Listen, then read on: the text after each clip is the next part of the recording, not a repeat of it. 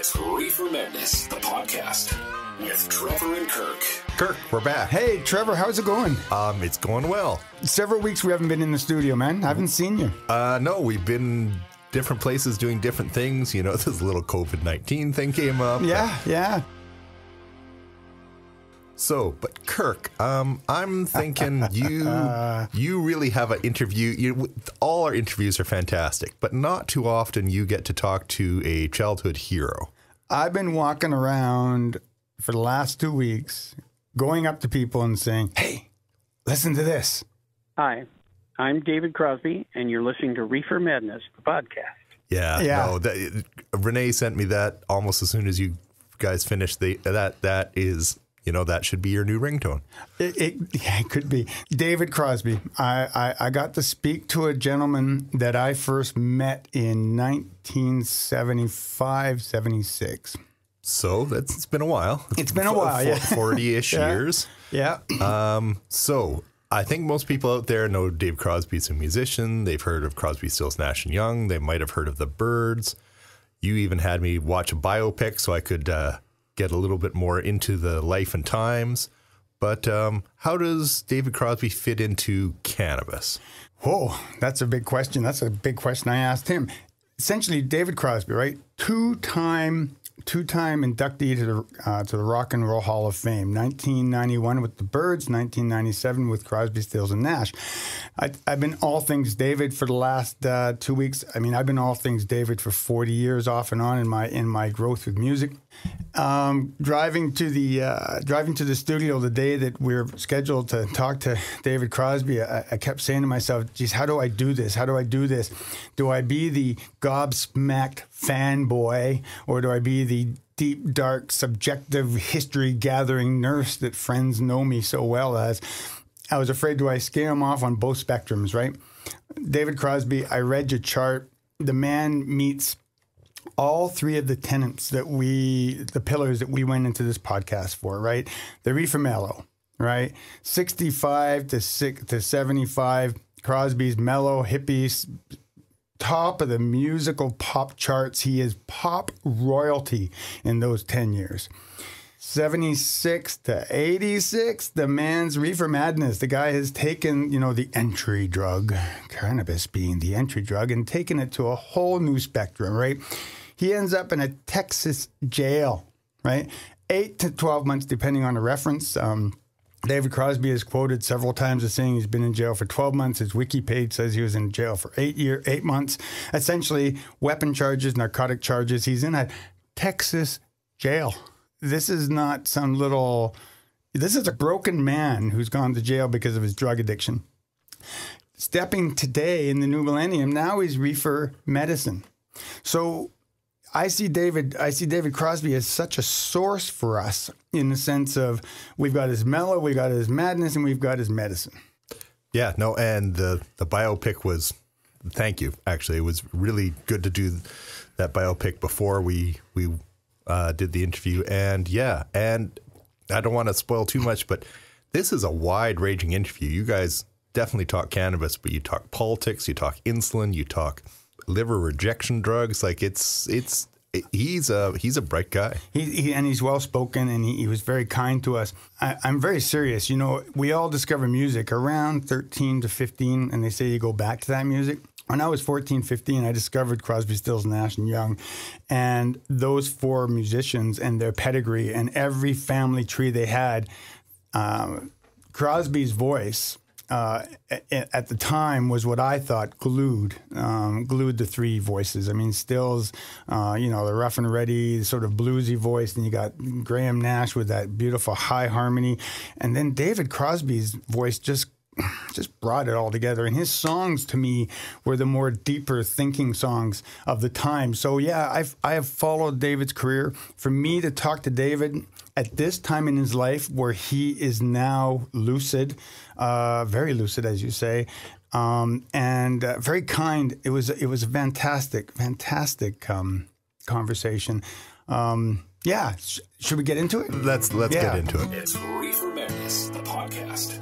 David Crosby, I've read your chart, man. My first question for you, did you ever think you'd see the day Did you ever think you would live long enough to see the legalization of cannabis? No, no, absolutely not. I mean, I come from, I've been smoking it for 50 years. So when I started, it was the really dim old dark ages. I am really happy to see it though, because I've seen people who were in jail for 2 or 3 joints or something like that, and it's just totally wrong. So yes, it's an enormous step forward, and no, I never thought I'd see the day. Very cool. Can you speak to how your relationship with cannabis has changed over the decades? Well, it started out. I just was curious, because the other musicians that I was with were doing it, and I said, "Hey, well, let me try it," and I liked it. Then there was a long period of time that it was, just how you did it back then. We got terrible stuff, and it barely got us high. But eventually, it grew into a really good thing. I got sidetracked into hard drugs, and it took me many years to get out of there. And then I did about 15 years sober to make up for that, to get myself away from that. And then I started smoking pot again because it had stopped snapping at my heels and I felt comfortable with it. And then it started to expand. Then we found out that there were a whole lot more compounds in the pot, that there was CBD, that there were terpenes, that there were all kinds of other things in there. And at least one country, I think it was Israel, started making it possible to study pot. And then we really started to find out more about it. And so my relationship to pot changed as it went along. And my relationship to the CBDs and the medicinal stuff, obviously didn't start until we knew about them, which was it seems like just last week. It was a couple of years now, but I think, now you're going to think I'm crazy, but I think the medicinal stuff of marijuana, and I don't think we've found out anywhere near all of it yet, may in the long run be bigger than the getting high part of marijuana. The reason I think that is this. Painkillers, right, the ones we have, the NSAIDs and the opioids, that's our 2 main groups, right, have terrible side effects. Opioids especially. You get strung out. It's death. They're absolutely a bad thing. But you need them if you're in terrible pain. But they're really not a good thing for you. Okay? So, and the NSAIDs aren't good for you either. They're bad for your kidneys and they're not good for your liver. So here we come with CBDs. If this new family of, it's a mild painkiller, but when I think everybody gets done with concentrating it and refining it and, as it's refined and made stronger, eventually they're going to be able to drop, the equivalent of an ibuprofen, 500 in your hand, and it'll work. And it doesn't have the side effects. So far, it doesn't have any known side effects that are bad at all, which is a freaking miracle. Half of the people in America are in pain right now, from one thing or another. If it isn't their busted toe, it's where they banged their head. And if we can come up with and supply another painkiller family that doesn't have those bad side effects, well, you're changing millions and millions of people's lives. Yeah, that's fantastic. We're on the same page with that. So you sort of lead me into the next question. You're a medicinal user of cannabis now. Are you working with health professionals? I mean, your health issues over the decades is well publicized. So are you working with health professionals? So you're dosing. How are you determining your dosing? I do that by myself. I'm as a 50-year pot smoker, I pretty much have got to down what I want and how I do it. But my healthcare professionals, which are some of the top line in the country, are fully aware of what I do, and they approve.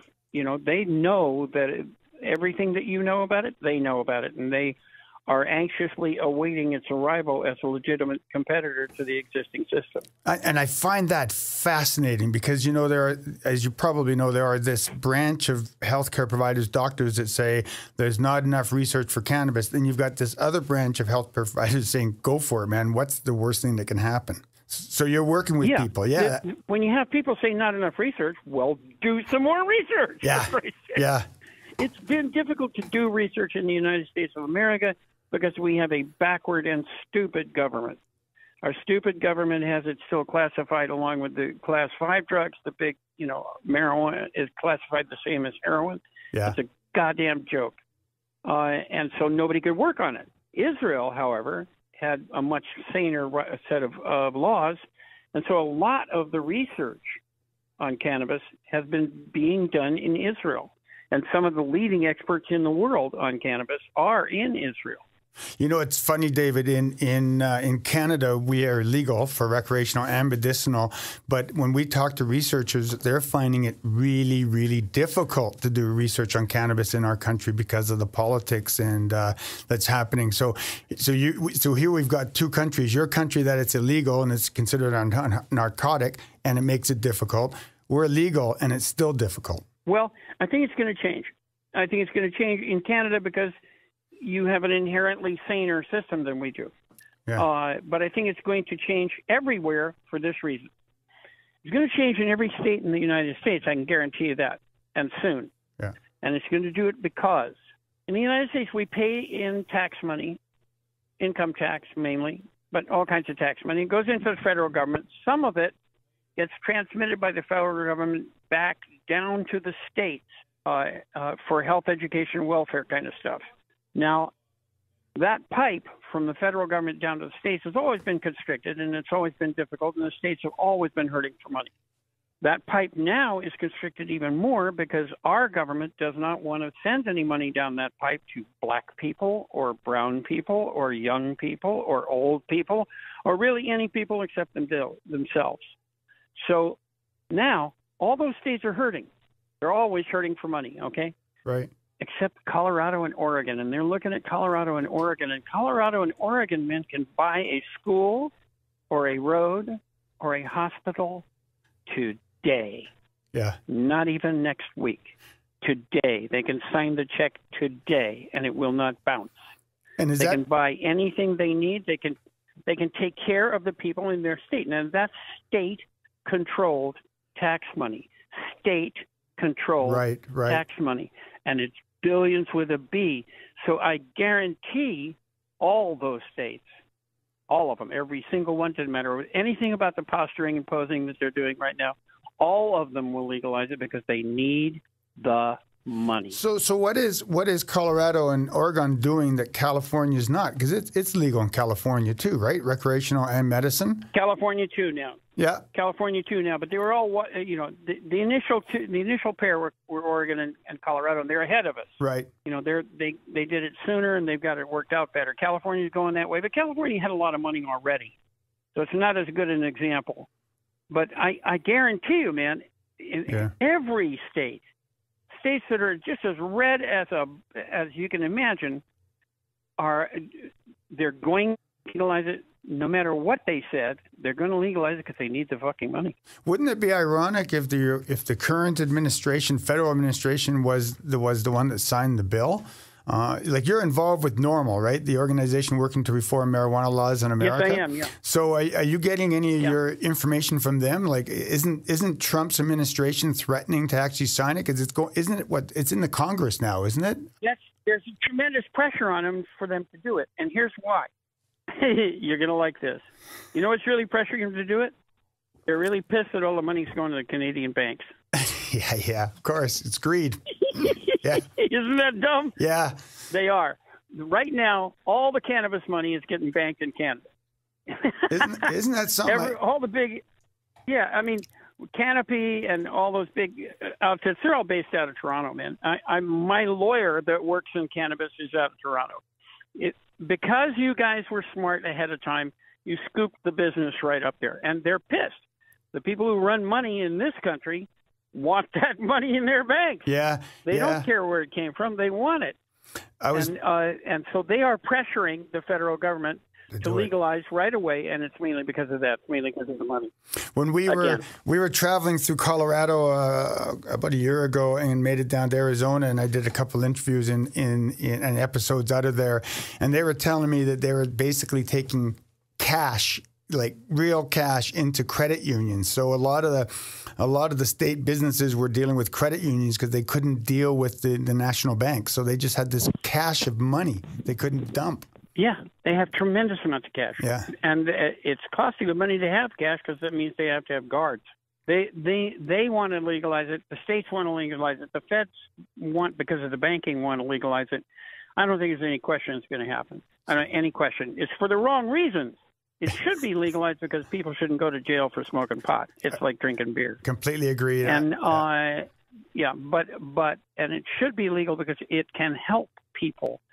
If you saw what it can do for somebody with Parkinson's, you would be really pissed at anybody trying to keep it illegal.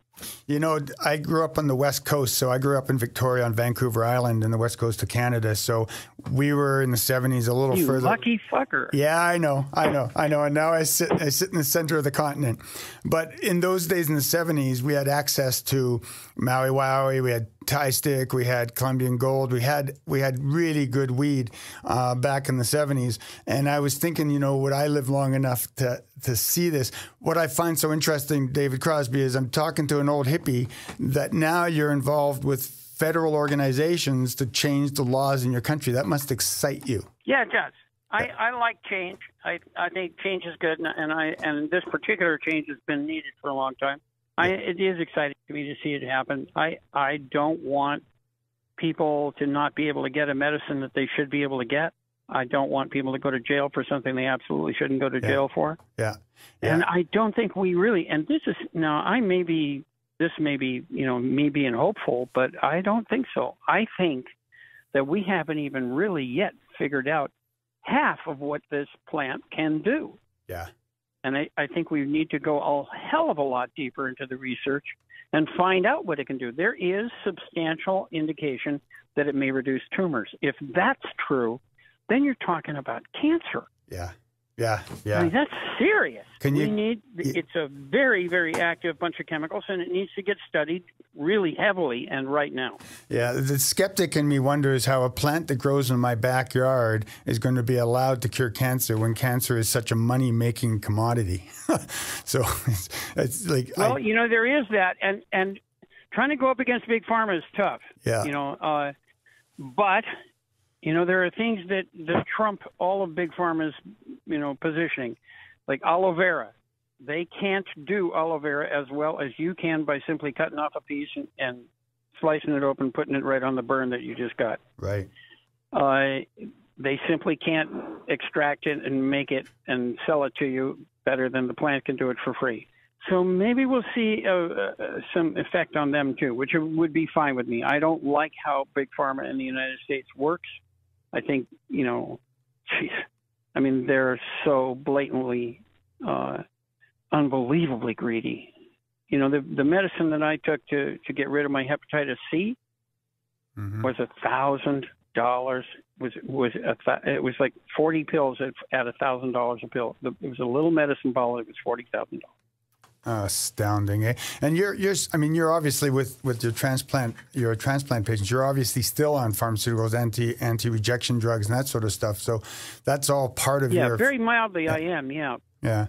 But I'm also diabetic, and to know that what costs me over $300 here in the United States cost me $30 in Canada. That's really rotten, man. They shouldn't be doing that to us. We're sick people, and we don't deserve it. It's not the point of this podcast to get into politics, but I don't understand why your country's so afraid of Bernie. I mean, Bernie would make a great prime minister of Canada. I'm not afraid of him. I voted for him. Yeah. I think the establishment is afraid of him a great deal because he wants to roll it back and have it aimed at providing stuff for the people rather than providing stuff for the corporations. Yeah. Right now, corporations run the United States of America. They got it. Citizens United made it possible for them to pour any amount of money they needed into to control the country, and they do. Period. That's it. But it can change. and Bernie represents that change, and so they are terrified of it. That's why I voted for it. Perfect. David Crosby, let's go back to your use of cannabis medicinally. In your world, explain to me how cannabis makes your day a wellness plan. How do you use cannabis as a wellness plan in your day? Well, I find that I can't be awake and bake. I have too much to do in the daytime. So I'm out here, like right now I'm outside of my doctor's office where I'm taking my wife, and she's got a cast on her leg because she broke her ankle, and I'm doing that kind of stuff. And then I'm going to go to the grocery, and then I'll go to the cleaners, and then I'll, that kind of thing, drugstore, all that regular stuff that you do in your day, right? Long about evening, well, then I like to, get high and make dinner and, hang out with my family. And then I take a guitar off the wall and get a little bit higher and see if there's some music out there calling for me. And that happens every night. I'm either trying to write lyrics or I'm trying to, write music every single night. And I vape weed that we grow ourselves, flowers in a little packs 3. It does flowers rather than extract and stuff. I think the extract and all that, shatter and all that is good, but I don't. Some people do it better than others, and I prefer to just smoke the flowers that we raised. I like it better that way. I vape the flowers that we raised. I like it better. Nice. Yeah, and do you guys bake with it as well? Do you make edibles? Yeah, we do, yeah. My wife has come up with a ginger snap that is the superior ginger snap of my life. I've never tasted a better one anywhere ever. Isn't that cool? And you can't taste the pot, but it definitely works. Isn't that cool? My son makes brownies. My wife makes ginger snaps. That's very cool. We did the same thing. Michelle and I sat down. We were doing some cooking, and we're, tasting the batter and stuff. I said, it's got that earthy taste. It's got that cannabis. Let's throw a little cinnamon in and see how that balances it out. Cinnamon double chocolate cookies, man. Unbelievable. I bet they're great. I bet they're absolutely great. Yeah. No. Yeah, we do both. Yeah. Fantastic. The Mighty Croz, you're branding yourself now. You're branding yourself in the new millennium as the Mighty Croz. Can you explain your branding to us? What is it that your hopes, your vision of the Mighty Croz? Well, we hope that we're going to have, I think we'll probably have a CBD hookup first because it's legal all over the country right now, and so we can. And then I think we will have a pot company as well. The Mighty Croz is a strain of pot that I have that's very strong. Very, very strong. This is something you're growing in your garden? Yep. Oh, cool. But in the long run, we can grow it commercially, and it's very good.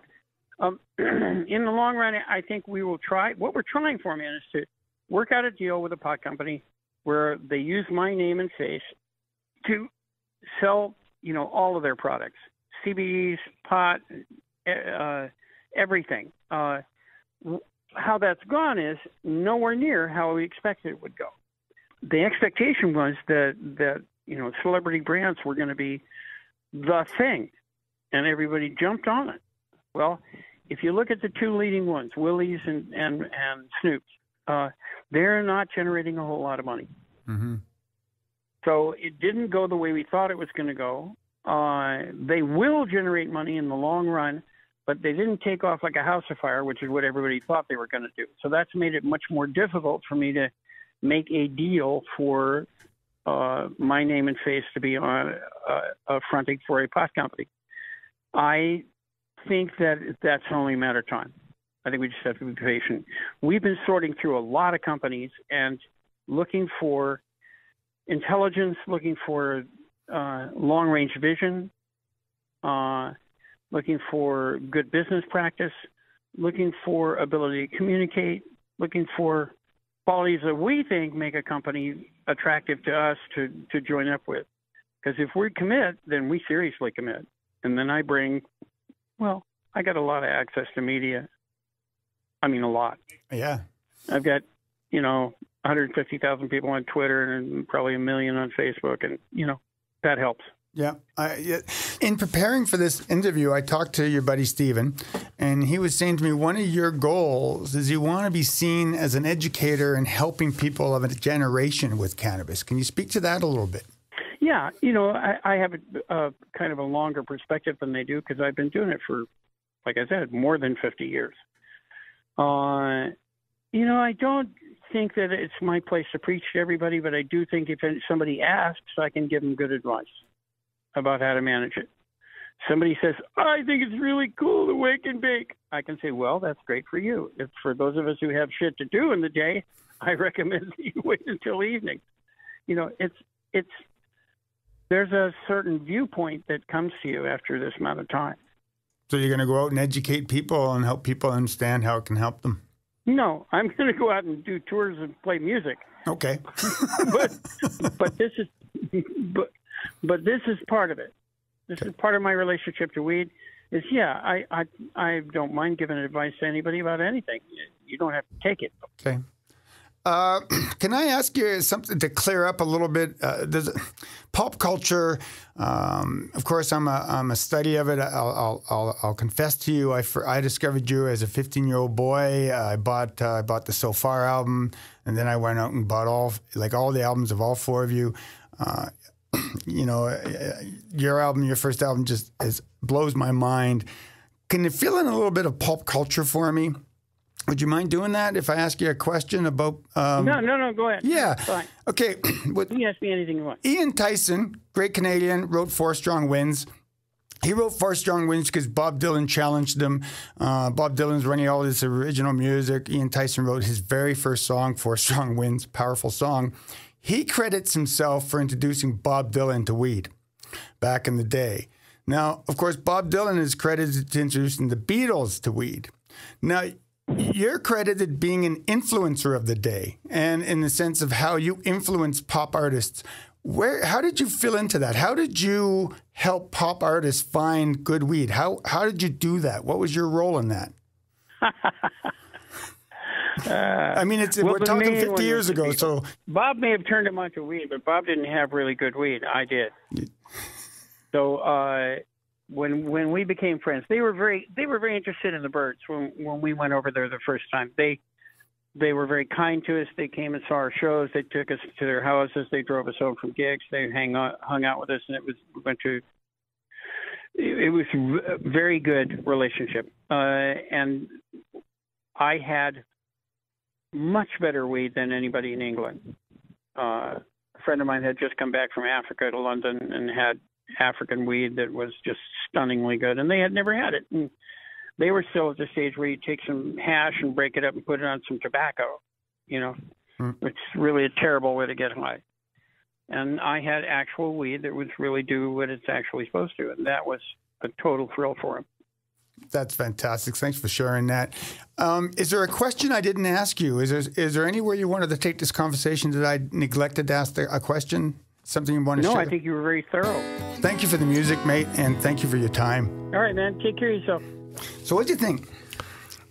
Like I was saying in the intro, I was impressed with how bright and well-versed this guy is. You know, you guys talked about taxes in Colorado, prices of insulin, red states versus blue states, why you should vote for Bernie. He's a bright, knowledgeable guy. Yeah, he's been around cannabis a long time, right? He's a wonderful addition to our library. I often think about the '80s and when Crosby was in the dark hollows of the lies of addictions and how his contemporaries at the time were throwing out and trying to help him and commenting on him. He was kicked out of 2 bands, right? He was kicked out of the Byrds, and he was literally, I guess, fell away from Crosby, Stills, and Nash in his addictions. And now he seems to have pissed everybody off because he speaks his mind. So I guess, you know, the hippie dream with the 60s and the 70s, and for those out there that are Neil Young fans, you might know the song Hippie Dreams, circa 86, 89, Landing on Water, I believe is the album. You know, and he described David Crosby as another flowered child goes to seed in an ether-filled room of meat hooks. It's so ugly. It's so ugly. That's David Crosby in 86, 89, right? But let's bring him back to the present. You know, we've all got our demons, some bigger than others. He seems to have his demons at bay, and he's now trying to help people with cannabis. Yeah, I tried to get him into that conversation, and I like the way he answered it. No, I'm just going to play music, man. But one of the things that is people were telling me as I was preparing for the interview was that he really is trying to be a new role model, and I'm excited to see what happens with his mighty Croz. I found it interesting that he was saying that, you know, all the celebrities got on the bandwagon and how they're not necessarily selling the weed they thought they would, and how he's sort of hanging back and waiting for the proper company to put his face on a brand of weed. I'm anxious to smoke it. I'm also anxious to meet the man. There's an open invitation for us to meet him if he comes near us or if we're near him. So David, you will be meeting the redheaded nurse eventually. So a few just picky pharmacist details. Yes. We were talking a little bit, you and him, about ibuprofen. And this just because I'm a pharmacist. So he's talking about it being hard on the liver. Yeah. It's not. It's Tylenol that's hard on the liver. If you take too much ibuprofen, it's hard on the kidneys and stomach. Yeah, small detail because, frankly, it got just about everything else right. The other one you guys touched on a little bit, but worth mentioning, he's a liver transplant patient. Yeah. And CBDs do a lot of stuff in the liver. Like if you go back to when we were talking to the toxicologists and, their rats were livers on legs, CBDs definitely affect the liver. And I'm sure he's got very bright people checking all his liver levels all the time, but that's just an interesting thing. If the CBDs are making the liver enzymes work more, how is that affecting somebody who's a liver transplant? And I think the short answer is we don't know, but I am assuming he's being monitored closely on that. Well, that's episode 33, by the way, Liver Let Die. That's one of our episodes. I thought about that too. As I was talking to him, there's so many questions that I wanted to go deeper on. But the thing I would like to do is talk to his doctors about the whole cannabis and liver thing, because that's the thing we've tried to suss out in past episodes. How is cannabis metabolized?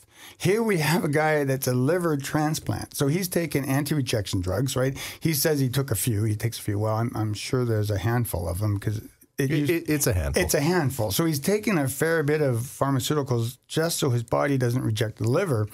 And he did spend that 12 years that he spent dry and leaving his body clean of any sort of intoxicant. And now he's back on reefer. He's a celebrity, but I'd love to track him as a patient. I'd like to say, hey, David, can we call you in 4 years and talk to your liver guys? How's it going?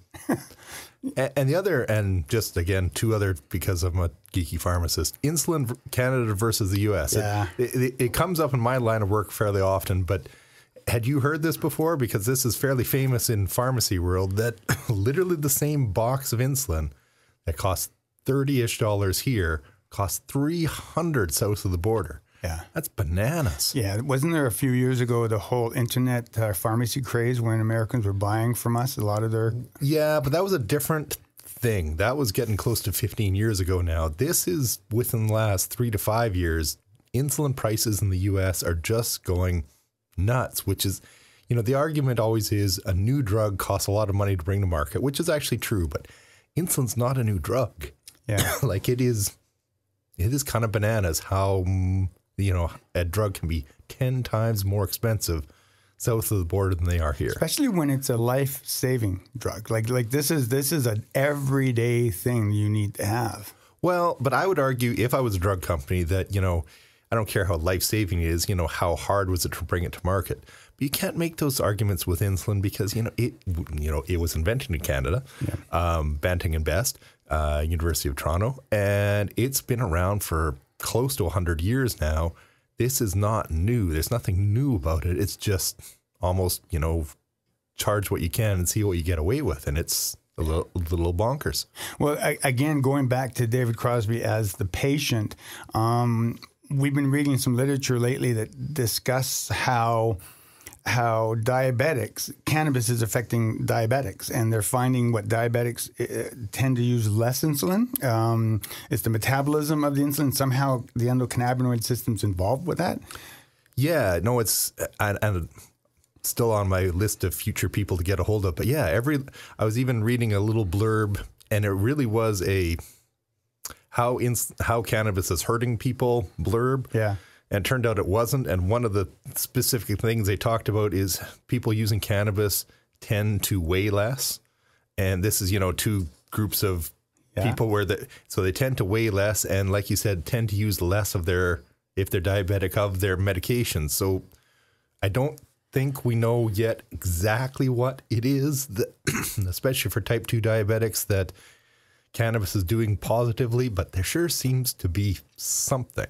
And I don't know if we know why. It could be anything from Dr. Shelley's quote, like, cannabis being the great, makes you not want to do other things, like demotivator, demotivator, or great distractor. That was the word. Okay. Great distractor. So is it just distracting you from reaching for your bag of chips, or are one of the cannabinoids, or a few of them, actually reducing how hungry you are? Yeah. We've got so many more articles and so many more people to interview. It's funny, people say to me, I don't know about what they're saying to you, but, well, what are you going to do when you run out of topics, with this podcast? Never going to happen. It's not happening. I mean, we're 2.5, 3 years into this project, and my storyboard is still full. I mean, we're going back into time to get some of those stories I wanted 2 years ago. I mean, David Crosby was on my storyboard 2 years ago, but it was more of a dream than anything else. Dreams come true, apparently. But I mean, the other interview we're doing today, we're here on a Sunday in our studio, and we're putting together a whole group of, well, I guess two. That's a group. A group of two. A group of two of podcasts today, and putting David Crosby, and the other one is Linda, Dr. Linda Bell-Neves, and we're going to be talking about her. These are two storyboard ideas that go back 2.5 years ago. So I still got another 2 years of stories to come. Yeah, no, it's been great. So any other final things about the Mighty Croz brand, or what he's doing that way, that sort of grabbed your attention? Well, you know what? That's the interesting thing. This is how we actually got the line on David Crosby, was through the Mighty Croz. And sure enough, they got back to me, and it was like, oh, now what? Now I get to talk to David Crosby. So that was that.